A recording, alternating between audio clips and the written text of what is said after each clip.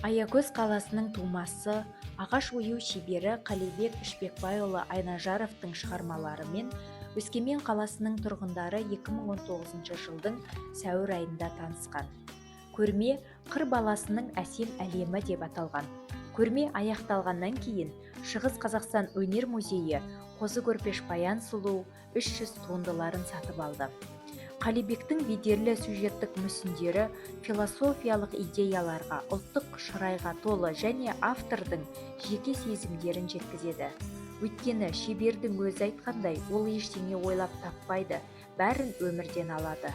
Егер көрермен шығарманың мағыналы ойын, мәселесін және қиындығын түсінсе, онда жұмыс сәтті болады. Қалибек Айнажаров көптеген қиыншылықтарды бастан өткерді және оларды жеңе білді. Жас кезінде оған сүйек туберкулезі диагнозы қойылды. Бірнеше отадан кейін ол жүре алмай қалды. Біраз уақыттан кейін диагнозы дұрыс емес болып шықты. Сәйкесінше емдеу де солай болды. Алайда мүгедектік бұл адамның кәсіби мүсіншілер арасында, тіпті Қазақстаннан тыс жерлерде де танылуына кедергі болмады. 2009 жылдың соңында шеберді бүкіл әлемдік бітімгер альянс дарын мен қабілеттілік медалімен марапаттауға ұсынды. 2010 жылдың басында Москва қаласында халықаралық қауымдастық шебердің туындыларын бағалап марапаттады.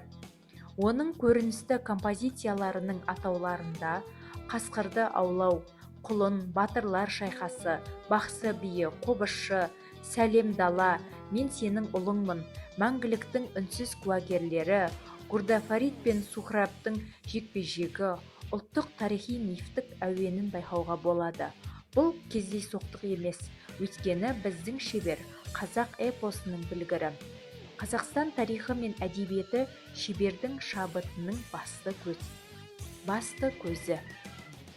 Жеті қарақшы шоқ жұлдыздары композициясы халық ертегісі бойынша жасалған. Ал суретшінің альбомында осы жұмыстың жанында темекі шегіп отырған фотосуреті бар. Бұл көріністі жасау үшін түсірілген фотобейне. Адамзаттың бүкіл өмірі осы жұлдыздардың астында өтеді дейді. Ол болған дүниені кім жадында сақтайды? Тек жұлдыздар. Сондықтан мен үшін жұлдыздар мәңгіліктің үнсіз куәгерлері. Осы көрініс темекі жарнамасы емес. Адам бұл жерде түтінге ұқсайтынын көрсетуге тырыстым. Себебі адам бүгін бар, ертең жоқ.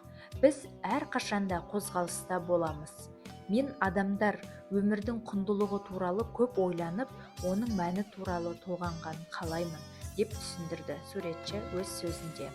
Қалибек Айнажаровтың қолындағы ағаш батырлар мен жылқылардың және жұлдыздардың да қимылын береді. Тағдыр да мүсінші сияқты.